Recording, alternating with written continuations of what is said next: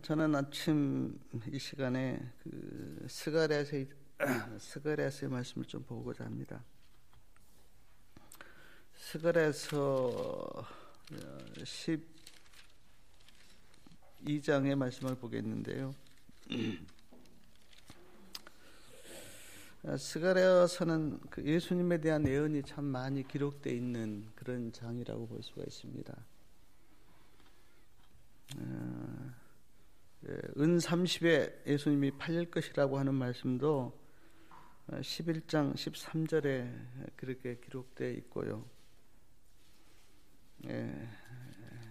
예수님께서 나귀를 타고 예루살렘에 입성하셨는데 그 말씀도 스가랴 9장 9절에 그렇게 기록되어 있습니다.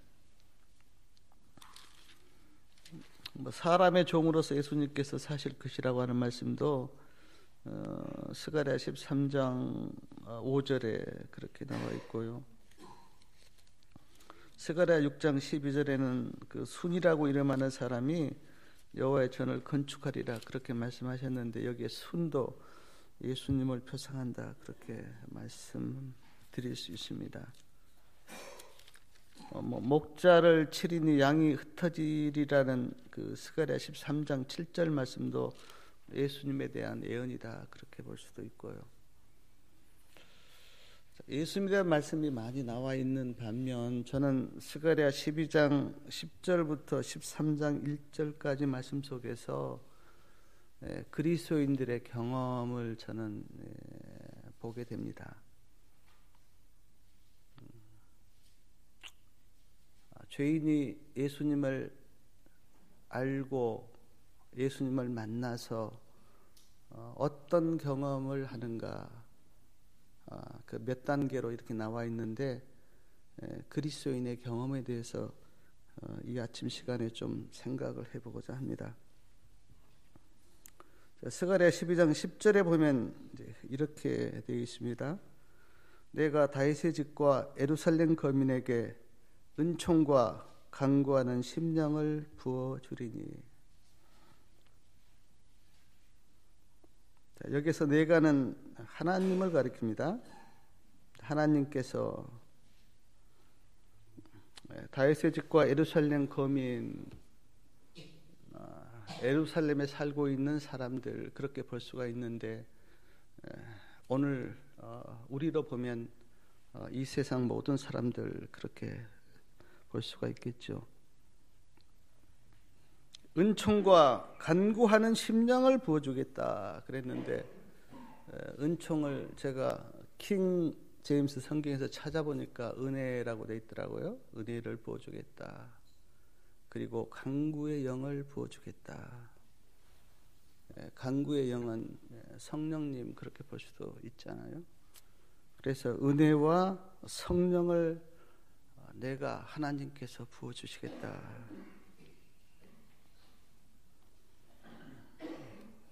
약속이죠. 약속이고 언약입니다. 사랑하는 여러분, 하나님께서 은혜와 성령을 부어주시겠다 그렇게 말씀하셨는데 그 하나님이 부어주신 은혜와 성령을 누가 받을까요? 누가 받으리라고 생각하십니까? 간절히 갈급하는 자가 받을 겁니다. 예수님께서도 원하느냐 그렇게 물으셨는데 은혜를 갈급하고 성령을 간절히 갈급하는 자가 받겠죠. 예수님께서 찾으라, 두드리라, 구하라 그렇게 말씀하셨는데 구하라, 찾으라, 두드리라 그렇게 말씀하신 다음에 제일 끝에 하신 말씀이 뭐냐면 구하는 자에게 성령을 주시지 않겠느냐. 너희 뭡니까? 너희 부모님께서도 좋은 거를 자식에게 줄 줄 아는데 너희 천부께서 구하는 자에게 성령을 주시지 않겠느냐. 그렇게 말씀하신 걸 보면 우리가 구할 것이 많고 찾을 것이 많고 두드릴 것이 많이 있겠지만 그러나 진짜 하나님께서 원하시는 것은 성령을 찾고 구하고 두리다. 그렇게 말씀하셨거든요. 왜냐하면 성령 안에 우리가 원하는 모든 것이 들어있기 때문에.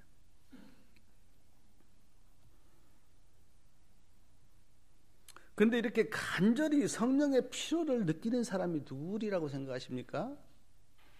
나는 성령이 필요해. 은혜가 필요해. 그렇게 간절히 느끼는 사람이요. 자기 자신이 얼마나 부족한가를 아는 사람이겠죠. 나는 은혜 없이는 살 수가 없는 사람이야. 나는 성령의 도움이 필요해라고 자기 자신의 부족을 깊이 깨닫는 사람. 나는 뭐 할 수 있어. 그냥 나는 뭐 잘났어. 나는 능력이 많아. 라고 생각하는 사람은 구하지 않겠죠. 그러나 자기 부족을 깊이 깨닫고 은혜와 간구의 영을 간절히 찾는 그 사람이 하나님께서 부어주신 은혜를 받고 성령의 영을 그렇게 받을 겁니다.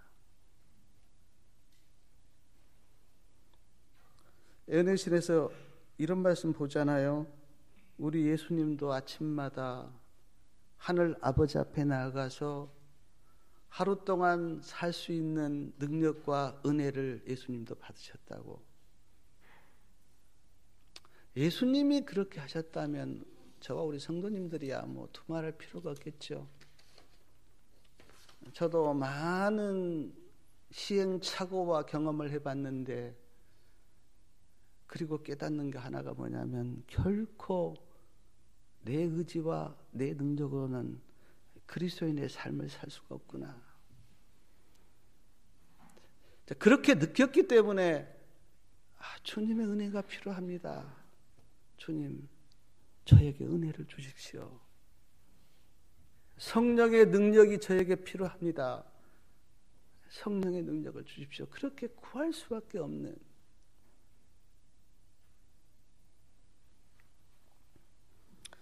근데 참 놀라운 말씀이, 하나님께서 부어주신 은혜와 성령의 영을 받으니까 어떤 일이 일어나냐면, 그들은 그 하나님이 부어주신 은혜를 받고 성령의 영을 받은 사람을 가리키는데, 그들이 그 찌른바 그를 바라보고, 참 놀라운 사실을 그들이 발견한 거죠. 두 가지를 발견했습니다. 하나는 뭐냐면, 내가 그 십자가에 못 박히신 그리스도를 내가 찔렀구나라고 하는 걸 발견한 거예요. 전에는 몰랐습니다. 저도 몰랐어요. 저도 진짜 복음을 깨닫기 전에는 가룟 유다가 예수님을 팔아서 예수님이 돌아가셨구나. 빌라도가 심판을 잘못해서 예수님이 죽으셨구나. 유대인들이 예수님을 반역하고 모욕해서 예수님이 돌아가셨구나. 바리새인과 서기관들이, 제사장들이 음모를 꾸며서 예수님이 십자가를 지셨구나라고 생각했는데, 은혜가 임하고 성령의 영이 임하니까 깨닫게 된 게 뭐냐면, 그들이 예수님을 죽인 게 아니고 내가 예수님을 찔렀구나. 내가 예수님을 죽였구나. 아니, 실제적으로 예수님이 어떻게 돌아가셨습니까? 예수님이 심장 파열로 돌아가셨잖아요. 근데 그 심장을 뭐가 찔렸습니까? 내 죄가 예수님의 심장을 찔렸잖아요. 예언의 진에 보면 온 인류의 죄가 예수님께 놓여지자 예수님의 심장이 파열됐다. 그러므로 내가 예수님을 죽인 거 아닙니까? 내가 예수님을.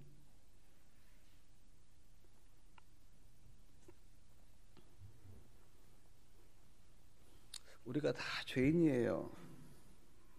율법을 범했고 십계명을 범했고 또 다른 죄도 지었습니다. 그래서 우리가 죄인이죠. 그러나 거기까지만 아시면 복음을 모르는 겁니다. 진짜 우리가 큰 죄를 지은 죄가 있는데 그 죄는 내가 예수님을 죽였다고 하는 겁니다. 아멘. 내가 예수님을 죽였다.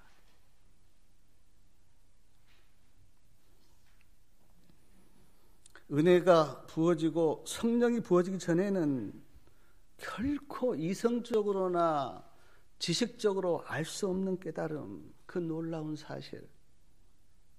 은혜가 부어지고 성령이 부어지니까 깨닫게 된 것 하나가 있는데 내가 예수님을 죽였구나. 예수님이 나 때문에 돌아가셨구나. 내가 찌른 자구나 라고 하는 자가 여기서부터 진실로 신앙의 길이 시작되잖아요. 내가 예수님을 죽였구나. 또 하나의 사실이 있는데 그를 바라보고 그랬는데 그때 진짜 고개를 들어서 누구를 바라보게 되냐면 예수님을. 은혜가 부어지기 전에는요 예수님 보이지 않습니다. 제 경험이 그래요. 성령이 내 심령에 부어지기 전에는 예수님이 말씀, 문자적으로, 지식적으로 성경은 보이는데 예수님은 잡히지가 않더라고요, 저는. 근데 은혜가 부어지고 하나님의 영이 부어지니까 그때 예수님이 보여요.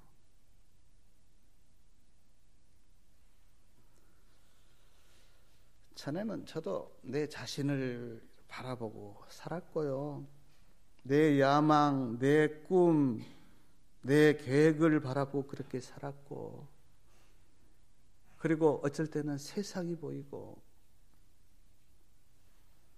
근데 진짜 은혜가 부어지고 하나님의 영이 내 심령에 부어지니까 주님이 보여요. 주님이. 그리고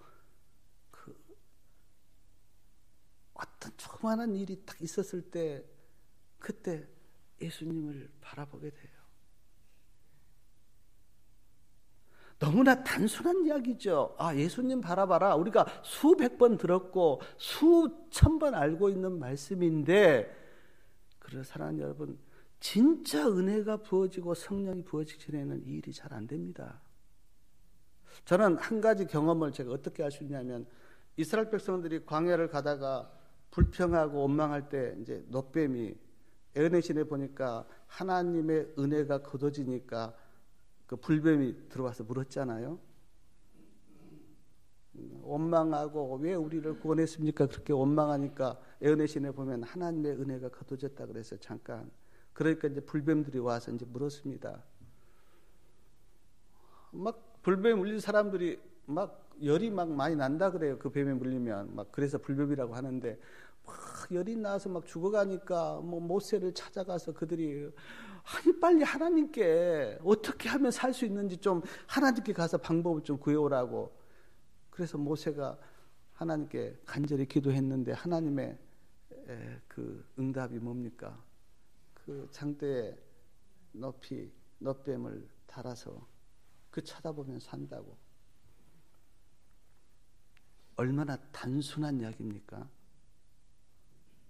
죽어가는 사람에게 그래 고개 들어서 저기 그 놋뱀 좀 바라봐라. 너무나 단순해요. 오늘 우리가 지금 생각하면 왜 그런 일을 안 했을까? 죽어가면서 그거 바라보면 되는데 왜 그거 안 바라보고 죽었을까라고 생각할지 몰라도요.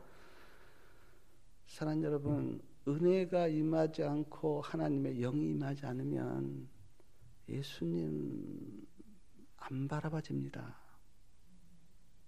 너무나 단순한 이야기인데도 예수님이 나의 구주시고 예수님이 나를 구원했다고 하는 것을 알고 그러면서도 은혜가 임하지 않고 하나님의 영이 임하지 않으면 예수님이 바라봐지지가 않아요.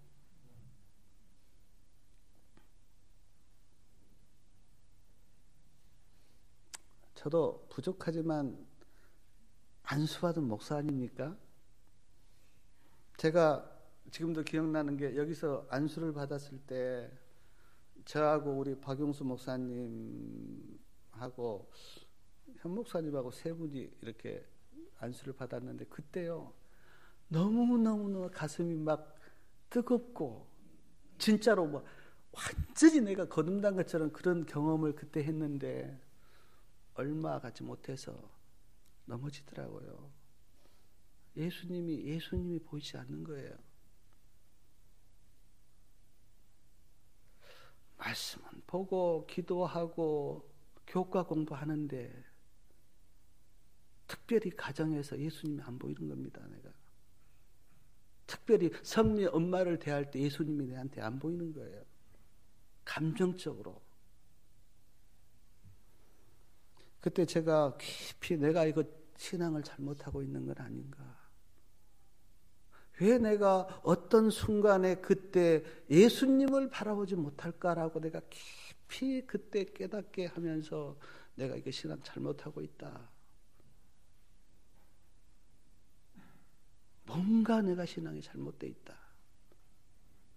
내 심령 속에 하나님의 은혜와 성령이 나를 주관하지 못하니까.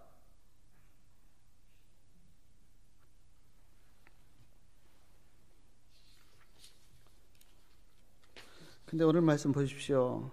그 하나님의 은혜가 부어지고 성령이 부어지니까 그들이 내가 예수님을 죽였다고 하는 것을 발견하고 그리고 그분을 바라보면서 그 다음 말씀 보니까 그를 위하여 애통하기를 독자를 위하여 애통하듯 하며 그를 위하여 통곡하기를 장자를 위하여 통곡하듯 하리로다. 예수님을 바라보면서 예수님, 내가 예수님 죽였어요. 내가 예수님 찔렀습니다. 예수님이 나 때문에 돌아가셨습니다. 한번 정말 사실적으로 저와 우리 성도님들이 하나님이신 그 예수님을 내가 죽였다고 한번 진짜 생각해 보십시오. 그 앞에서 어떻게 하시겠어요? 그 앞에서 감당이 되겠습니까? 아니 내가 어떤 애기든지 사람만 죽여도 심장이 떨리고 하는데 하나님을 내가 찔렀다라고 생각하면 이렇게 밋밋하게 있는 것 자체가 이상하지 않습니까? 하나님 이 일을 내가 어떻게 하면 좋습니다라고 애통이 나올 수밖에. 저는 이 말씀 이렇게 보면서 제가 참 오래전 이야기인데 제가 이름은 거론하지 않겠습니다. 어떤 어머니 애통을 제가 본 적이 있어요. 자녀가 그때 20살 먹은 장성한 자녀가 참 안 좋은 일로 죽었는데 저희가 이제 화영장에 그렇게 갔습니다. 그 애를 화영시키려고 하는 그때의 그 어머니가 애통하기를 시작하는데 저는 그 장면이 잊혀지지가 않아요. 어쩌면 내가 예수님을 죽였다고 하는 이 사실 앞에 우리의 애통이 그보다 더 진해야 되지 않습니까? 우리의 애통이.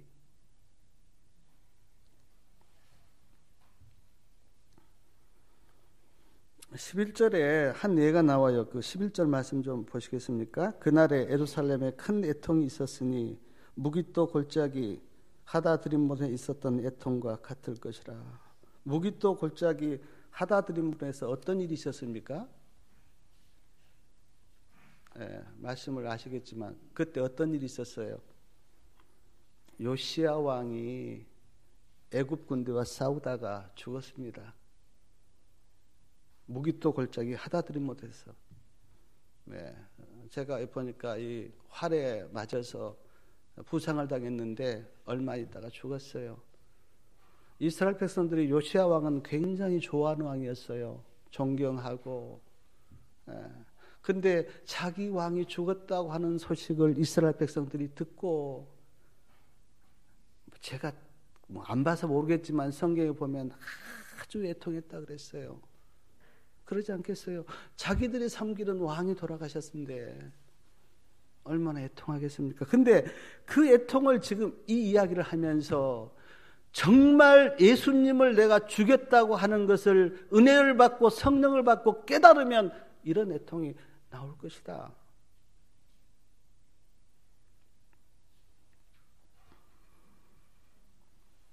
어제도 베드로 이야기 하셨잖아요. 저도 서울교회에서 베드로 설교를 한 적이 있는데, 베드로가 예수님 부인하고, 어제 박용수 목사님이 하셨는데, 예수님이 바라보고 있는 그 자리에서 나 예수님 모른다고 그렇게 3번이나 부인하는 그때 예수님이 베드로를 보고 있었잖아요. 근데 그냥 화나는 걸로 봤으면 베드로가 감동이 안 됐을 건데, 아주 동정어린 얼굴로 베드로를 바라보고 있는 그 예수님의 사랑의 눈빛을 보면서 베드로가 뛰쳐나가서 겟세마네 동산으로 달려가서 애통하지 않습니까? 예수님, 저를 불쌍히 봐주세요. 내가 수제자라고 예수님 3년 반 동안 따라다니면서 그렇게 사랑과 어떤 것을 경험한 내가 예수님을 죽였다니, 주님, 나를 불쌍히 봐주세요.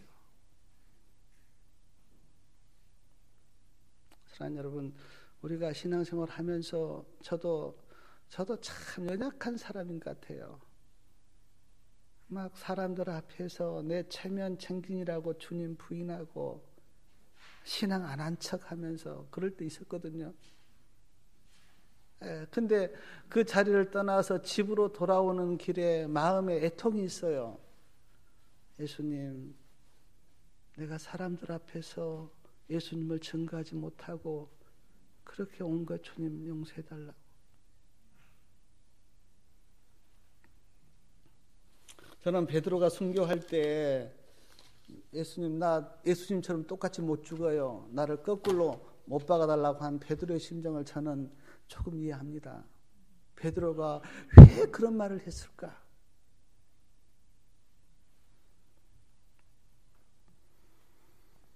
막달라 마리아 생각도 제가 났는데, 막달라 마리아가 예언의 신에 보면 그 예수님이 이제 죽으신다고 하는 소식을 막달라 마리아가 듣잖아요. 예수님이 예루살렘에 올라가서 십자가에 못 박혀서 돌아가신데, 그 소식을 듣고 막달라 마리아가 자기의 전 재산을 다 팔아서 그 시몬의 잔치집에 있는 그 속에 가서 마리아가 그 향유를 예수님께 붓고 그 머리카락으로 주님을 씻으면서, 그 막달라 마리아의 심정을 한번 생각해 보십시오. 그게 그냥 나온 거 아닙니다. 예수님이 죽으신데 라고 하는 소식. 그래서 예수님이 뭐라고 이야기했냐면, 막달라 마리아가 뭘 했다? 내 장사를 준비했다 그랬어요. 그러니까 그 예수님에 대한 아주 찢어지는 그런 마음이 있었기 때문에 그 막달라 마리아가 그 남자들이 잔치하고 있는데 거기 가서 향유를 붓고 머리카락으로 씻는 그 주님을 향한 그런 마음이 우리의 깊숙한 곳에서 있을 때 그것이 능력 아니겠어요?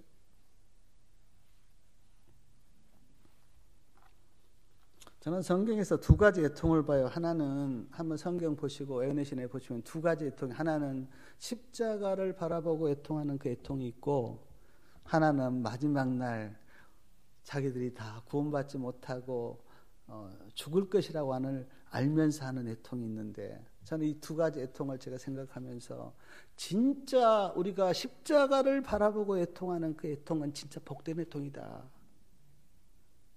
그러나 마지막 날 내가 내 영혼이 잃어버렸다고 하는 것을 알고 애통하는 그 애통은 얼마나 불행한 애통입니까?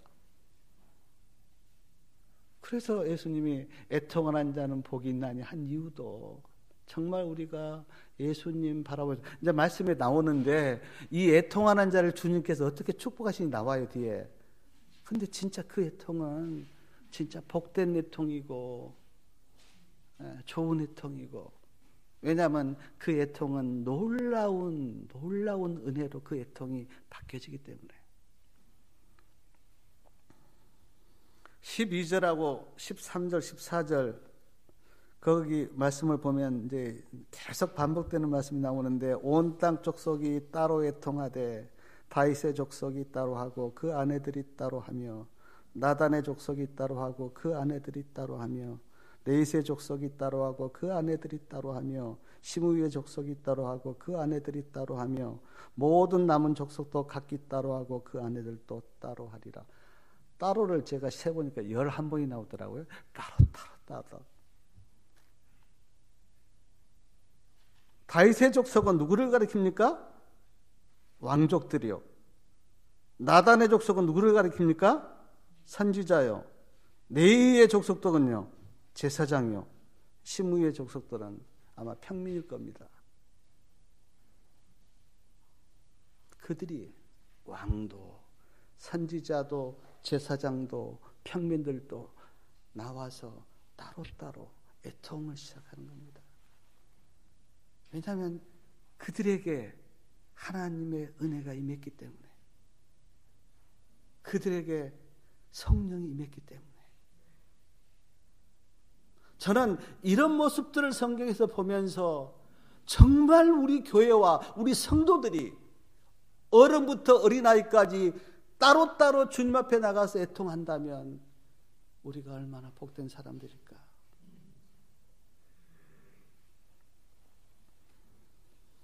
구원은 결코 같이 못 받습니다. 따로따로 받아요. 은혜도 마찬가지입니다. 따로따로 받습니다. 성령도 마찬가지고요. 따로따로 받아요. 고집사님께서 그 맷돌 이야기했지만 두 여자가 맷돌을 돌리고 있는데 한 사람은 테레금을 당하고 한 사람은 버림을 당한다. 예수님의 말씀 아닙니까? 각자 은혜를 받으셔야 돼요. 각자 성령이 내 안에 임하셔야 돼요. 근데 이런 애통하는 자에게 그 13장 1절 한번 이 말씀은 좀 우리 같이 좀 읽어보겠습니다. 자, 13장 1절 같이요. 시작. 그날에 죄와 더러움을 씻는 셈이 다윗의 족속과 예루살렘 거민을 위하여 열리리라. 저기 12장부터 보니까 그날이 참 많이 나오는데 제가 그 의미는 100% 잘 모르겠는데 여기도 지금 그날에 저는 그 의미를 잘 모르지만 아마 예수님을 바라보면서 애통하는 그날에 뭐가 열립니까? 뭐가? 죄와 더러움을 씻는 셈이 예루살렘 거민을 위해서 열리리라. 놀라운 일 아닙니까? 그들이 지금 예수님을 보면서 내가 예수님을 죽였다고 애통하는 그들의 어떤 애통을 씻기 위해서 뭐가 열리냐면 죄와 더러움을 잇는 셈이 열려서 그들의 애통을 다 씻어버리는 거예요. 이처럼 기적이 어디 있습니까? 이게 복음의 능력 아닙니까? 정말 우리 성도님들이요, 예수님 앞에 나아가서 한번 애통해 보십시오요. 예. 어느 순간, 그게 5분이 될지 10분이 될지는 모르겠는데 어느 순간요, 환희가 찾아오는데 내 마음에 그 뭉쳤던 그것들이 쫙 풀리면서요, 어떤 기쁨이 밀려와요. 기쁨이. 이건 제가 표현을 잘 못하겠는데 경험해 보시면 알아요. 진짜 내가 어떤 애통한 문제를 가지고 주님 앞에 무릎 꿇고 앉아서 한번 애통해 보십시오. 하늘의 보혈이요 내 마음을 씻겨요. 아멘. 예, 진짜 씻겨요. 그거는.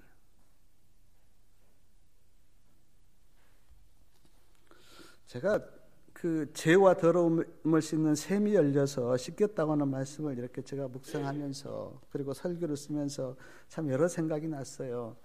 예수님이 그 제자들의 발을 씻기는 모습. 예수님께서 이렇게 말씀하셨어요. 내가 너를 씻기지 아니하면 너와 내가 상관없다. 예수님이 우리를 씻기셔야 합니다. 우리의 더러운 죄와 더러운 마음을 씻길 약도, 씻길 공간도, 씻길 그거 없어요. 오직 예수님 우리를 씻기셔야 돼요. 아멘.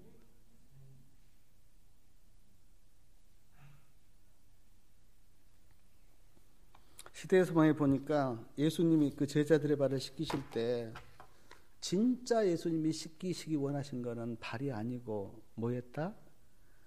제자들의 그 이기심, 높고자 하는 마음, 교만함. 예수님이 정말 씻기 원하신 거예요. 그러니까 제자들이 막 서로 그 발 안 씻어주려고 막 그래 네가 씻어라. 지금 그러 있는 상태 아닙니까? 그러니까 예수님이 그걸 씻기시면서 정말 씻기를 원했다고 하는 것은 인간의 죄된 마음이었어요.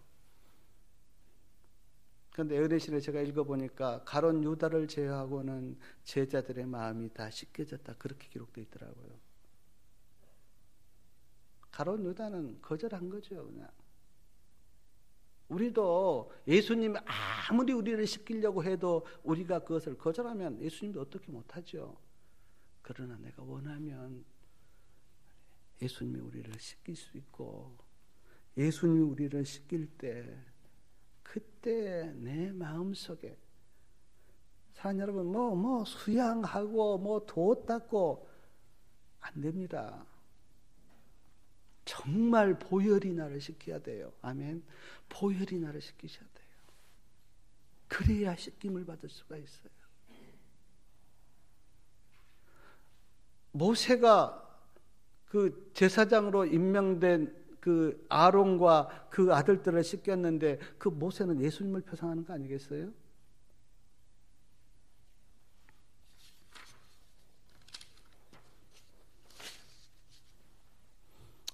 에스겔 47장에 보면 한 그 물이 나오는데요. 참 그 성전 밑에서 나온 물이요. 막 쫙 이렇게 창일해서 이제 흘러가는데 막 사방으로 쫙 물이 흐르는데 그 물이 닿는 곳이 어떻습니까? 막 고기가 살아나고 막 다 살아나요. 성전 문지방에서 나온 물이 하늘에서 흐르는 이 보혈이요. 지금 온 세상에 이렇게 흐르고 있는데 우리가 그 보혈과 터치가 돼야 됩니다.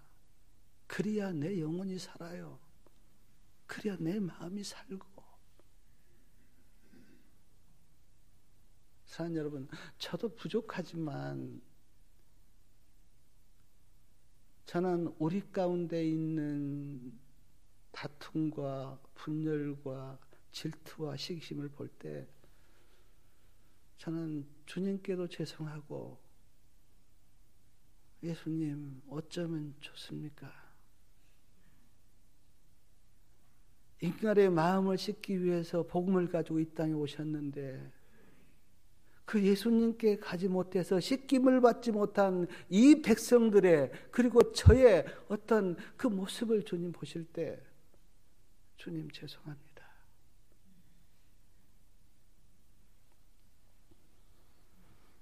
삭개오 세리장으로 평생 돈만 위해서 살았던 사람이에요.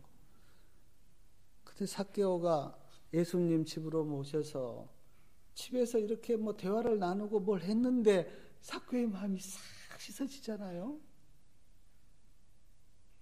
그 경험이 진짜 우리가 예수님을 믿는 경험 아니에요? 그 경험이? 막달라 마리아 그 죄인으로서 뭐 몸 팔면서 살았던 그 여인이 어떻게 예수님 만나서 은혜를 받았는데 그 마음이 싹 지켜지면서 새 사람으로 변하는 이게 진짜 예수님을 믿는 복음의 경험 아닙니까?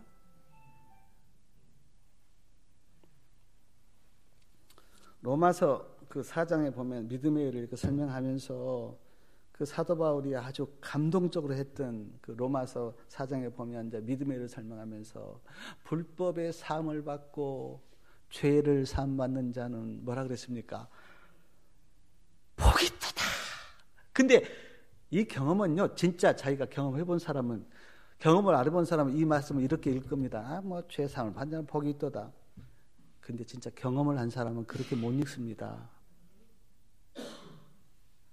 죄사함을 받은 자는 이거 다윗 이야기거든요. 시편 32편 1절에 다윗 이야기예요. 지금 사도 바울이 그걸 옮긴 건데 다윗이 그 죄를 짓고 그 예수님의 보혈이 그를 씻겼을 때의 감격. 그래서 다윗이 시편 32편 1절에 죄 사함을 받는 자는 복이 토다. 이 감격이 있을 때 우리의 신앙이 되지.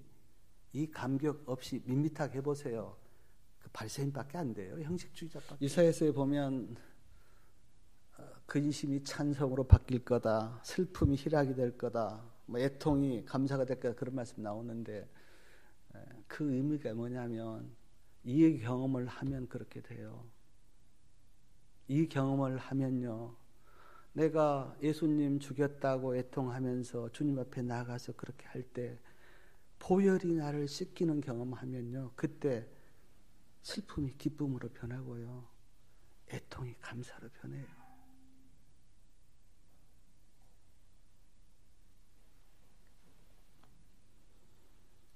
어떤 분이 제가 옛날에 들은 가증인데 그 사람이 참 죄인이었는데요. 예수님을 만났어요. 어떻게 해서 예수님을 만났는데 15일 동안 그 사람이 춤을 췄다는 겁니다. 15일 동안. 춤을 안 추고는 100일 수가 없더래요. 15일 동안 춤을 췄는데 제가 그 이야기 간증 들으면서 이런 생각했어요. 진짜 예수님 만나봐라. 평생 동안 춤을 추지. 아멘? 평생 동안 춤을 추지. 입술에서 찬송이 나오지. 감사가 나오고 주님 감사합니다. 길을 갈 때도 일을 할 때도 그 예수님의 은혜와 사랑을 생각하면 어떻게 내 마음속에 그런 게 나옵니까? 그 부끄러운 이야기죠. 진짜 그 은혜 생각하면.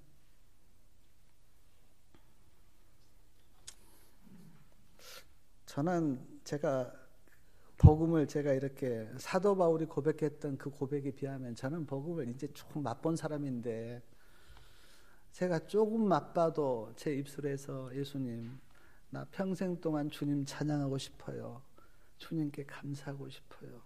주님의 은혜 전하고 싶어요. 사도 바울은 얼마나 그 복음에 그게 크게 경험을 한 건지 사도 바울이 나는 이제 예수 그리스도와 그의 십자가 외에는 아무것도 알지 아니하기로 작정했다. 그렇게 고백했는데 내가 이 고백을 들으면서 느낀 게 우리가 지금 예수님과 십자가 그것 말고 다른 것 지금 알려고 하는 사람은 지금 사도 바울이 고백하는 이 고백을 지금 모르고 있는 겁니다. 지금 진짜 복음을 만나면 우리 입술에도 그게 나오는데 다른 것 쫓아가고 있는 사람은 아직 사도 바울의 경험 못하고 있는 거예요. 주 예수보다도 귀한 분은 없네. 그 찬미를 작사해서 평생 동안 불렀던 조지 바바르시. 저는 우리 424장입니까? 우리 찬매가에도 있는데 그 사람의 간증을 제가 들은 적이 있는데 이 사람이요 처음으로 아주 노래를 잘한 사람입니다. 미국 어떤 콩쿨대에 나가서 했는데 이 사람이 1등을 했어요. 그러니까 막 방송국에서 그래 우리와 이게 그 협찬을 하자고 우리와 계약을 맺자고 막 세도를 한 겁니다. 당신 너무 목소리 좋고 잘하는데 우리와 좀 계약을 하자고. 그러면 당신 아주 부자 되게 너무나 잘 살게 해주겠다고. 그때 그 조지 바바르시어가 했던 고백이 뭐냐면 아닙니다. 나는 예수보다도 귀한 분은 없습니다. 이 세상 무엇도 나는 바꾸지 않겠습니다. 사랑하는 여러분, 지금 저와 우리 성도님들이 섬기는 그 예수님에 대해서 어떻게 생각하십니까? 그리스도의 의가 모든 것을 삼켜버린다고 했는데 내가 믿고 기도하는 그 주님에 대해서 어떻게 생각하세요? 밋밋하게 우리 입술에서 찬양이 나오지 않는 그 자체가 이상한 것 아니겠습니까? 오늘 하루 또 말씀을 들을 건데 나를 구원하시고 내가 찔렀던